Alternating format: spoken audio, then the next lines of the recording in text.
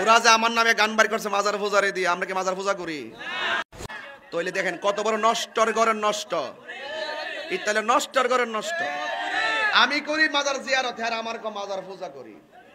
আর তোরা যে সরাসরি তোদের শাইখ যে নবীর বিরুদ্ধে কথা বলছো, এরপর তোরা নবীর তোরার শাইখের পক্ষে তোরা কথা কস, তাইলে বোঝা তোরা শাইখ পূজারি। আমরা মাজার পূজা করি না, আমরা মাজার জিয়ারত করি। আর এরা যে গান লেখছে, আমি কিন্তু গাইতাম পারি, আমি কিন্তু আবার লেখতামও পারি।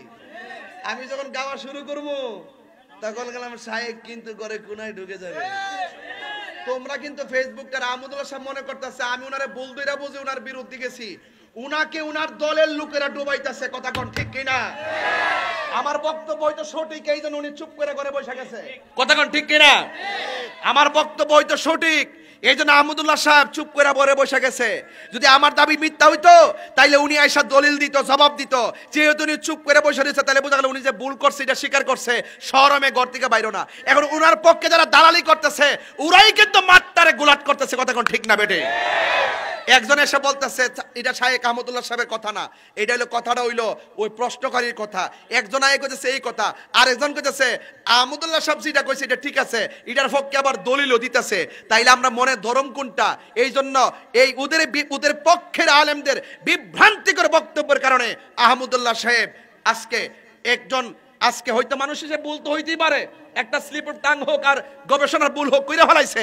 আজকে উনারে কিন্তু উনার দলের লোকগুলো উনার পক্ষ অবলম্বন করতে যায়া অতিরঞ্জন কইরা অনেক সময় তার পক্ষে বলতেছে, অনেক সময় তার বিপক্ষে বলতেছে, বইলা কিন্তু মূলত উনার এই বরাক বাসটা দিতেছে। আহমদুল্লাহ সাহেবের উচিত তাড়াতাড়ি উনি ঘরের কোণা থেকে বাইরে আইসা তাড়াতাড়ি ভুল স্বীকার কইরা ক্ষমা চাক, আমরাই ওনারা মাথা তুলে নাচবো। কথা ঠিক। আর সঙ্গীত বাইর করছে নাকি আমারে মাজার বাজার কইরা? আমি যদি আজকে লেখকে কালকে একটা সঙ্গীত গাই, হেরা থেকে 10 গুণ বেশি বাইরে লিবা আমারটা। কথা কোন ঠিক না বেরে? আর এরা এখন তো এটা গড় সিজন না, এরা তো মাহফিল টাফিল নাই, মসজিদে তো বুম্বা লাগায়া ওয়াজ করে সাইরা দে দিয়া বুঝায় যে সামনে মনে 20,000 লোক সাইয়া দেখ, দিনের বেলা মাহফিল করতে সাইয়া দেখ অবস্থাটা কিটা। অন মাহফিল নাই দিকে পাচ্ছে তাহিরি বাবার নামে যদি কিছু কিছু ভিউয়ার্স হইব বাবার নামে কইলে যদিও মুখে মুখে কয় বাউল, আসলে মূলত গোপনে বাবা কয় যে বাবার উসিলামরা সংসারটা চলতেছে। এটা আমি বুঝি, এটা আমি এমনি বুঝি যে হেরা সংসার ইউটিউব থেকে কিছু ইনকাম করতেছে। বাবারে এখনো সময় আছে, চলে আসো লাইনে, এখনো সময় আছে। সময় হারায় যদি বুঝে কাম হবে না, এখন ভাবিলে কি হবে গো, যা হবার তা হয়ে গেছে। তাড়াতাড়ি তওবা করে ফিরে আসো বন্ধু, আহমদুল্লাহ সাহেব ফিরে আসো। কথা কোন ঠিক না? গভীর মনোযোগ। আর সামনে যায় না, শেষ করে দিই না।